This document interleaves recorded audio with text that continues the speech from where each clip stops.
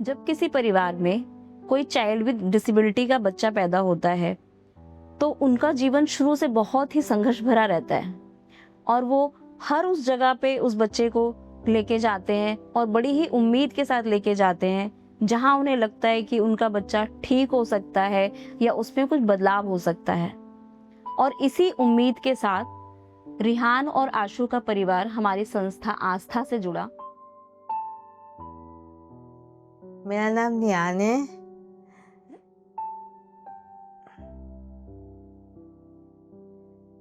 मैं तो काम करना बढ़िया रहता है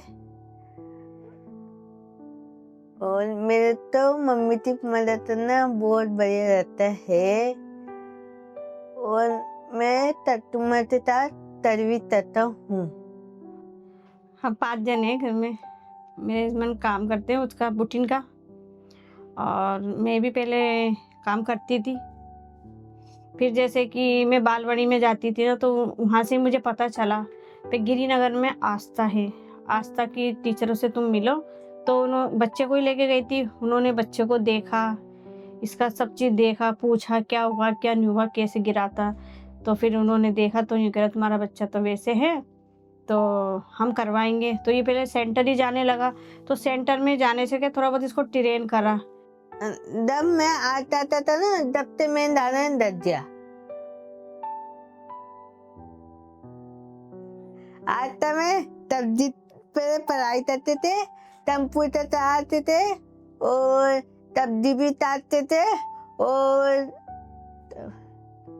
कंप्यूटर भी चलाते थे और सब्जी भी काटते थे और सब्जी भी बनाते थे। जैसे कि छोटा था ना, कागज वागज करता रहता था, फाड़ने का काम।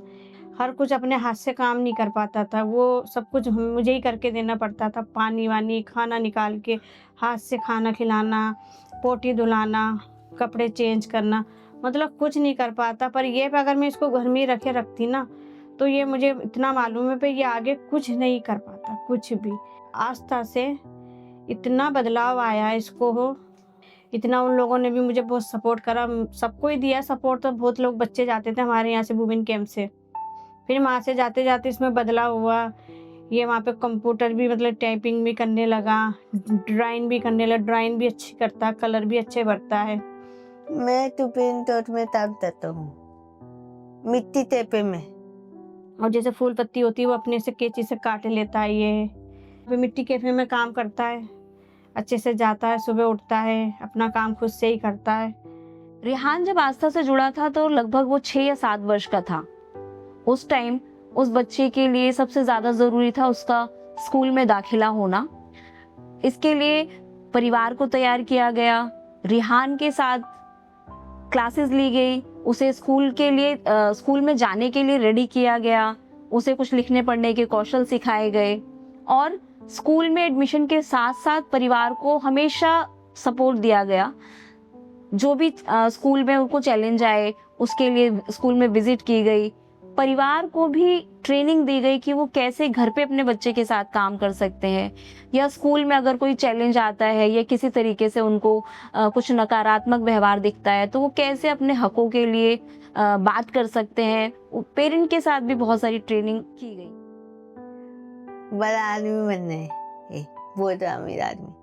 पैसे बताना है, मम्मी पापा का सपना पूरा करना है और अपना डर भी तरी दे दे और ना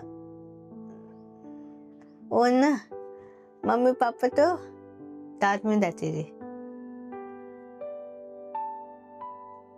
सब काम खुद से ही करता और अपने से अकेला आता जाता। पहले आंसू के साथ आता जाता था, काफी टाइम तक तो आंसू के साथ जाता आता था, उसके घर पे जाता था अपने से खुद।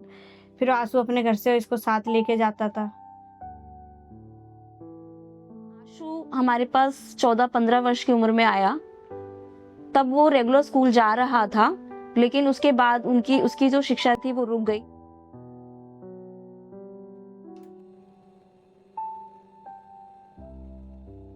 मेरा नाम आशु है।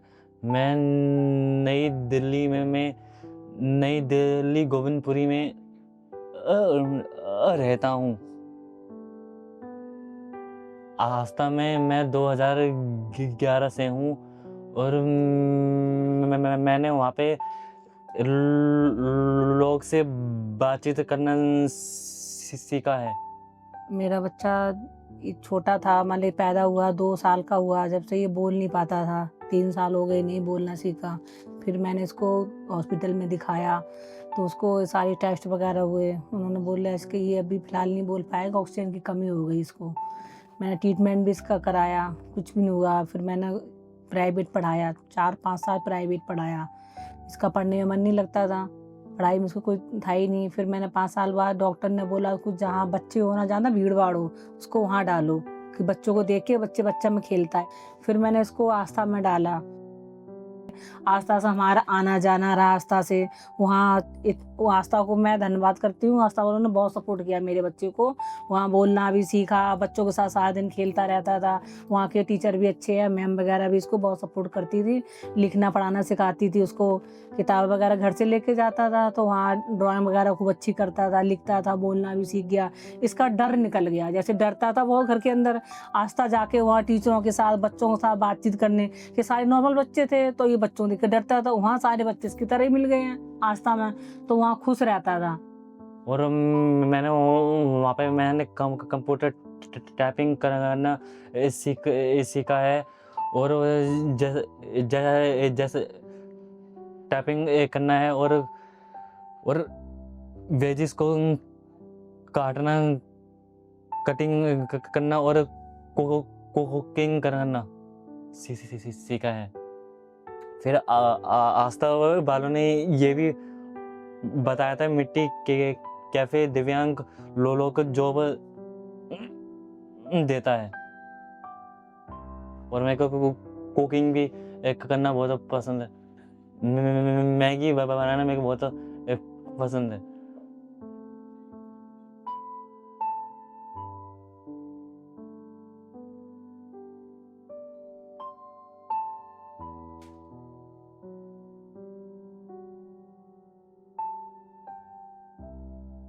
नम्बू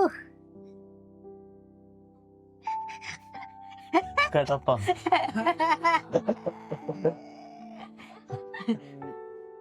मैं भी ये भी चाहता हूँ मैं आगे बढ़ूँ मैं, और यही मेरा सपना है।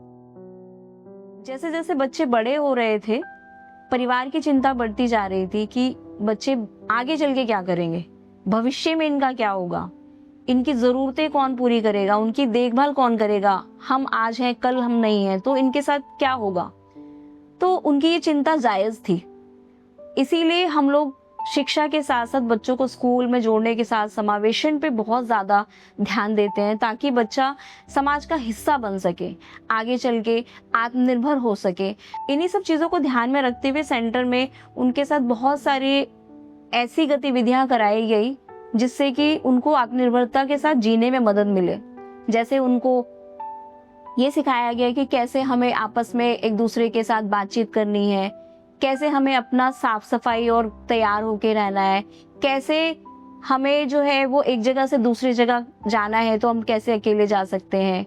उन्हें पैसों के बारे में जानकारी दी गई, कैसे आप खरीदारी करोगे, मार्केट जाओगे तो आप, और कुछ बेसिक कंप्यूटर स्किल जो कि उनको आगे सपोर्ट कर सकती है।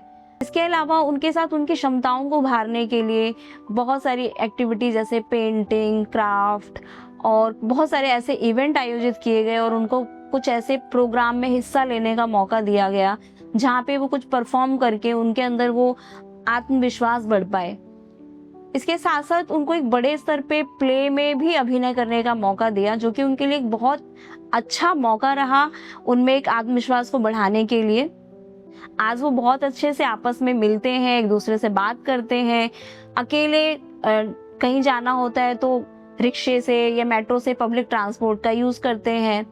और ऐसे ही आस्था और भी बच्चों के साथ, और भी परिवारों के साथ हमेशा खड़ा रहा है, जहाँ पे उनको इंक्लूजन के लिए सपोर्ट की ज़रूरत है, उनके समावेश के लिए ज़रूरत है। समावेश के लिए आस्था सिर्फ बच्चों के साथ नहीं, उनके परिवारों के साथ, समुदाय के साथ, समुदाय में जो भी हमारे हितधारक हैं, चाहे वो स्कूल हो या अदर कोई संस्थाएं हैं, अन्य जो संस्थाएं हैं वो है, सबके साथ एक नेटवर्क के साथ मिलकर हम लोगों ने इन बच्चों को आगे बढ़ाने के लिए योगदान दिया।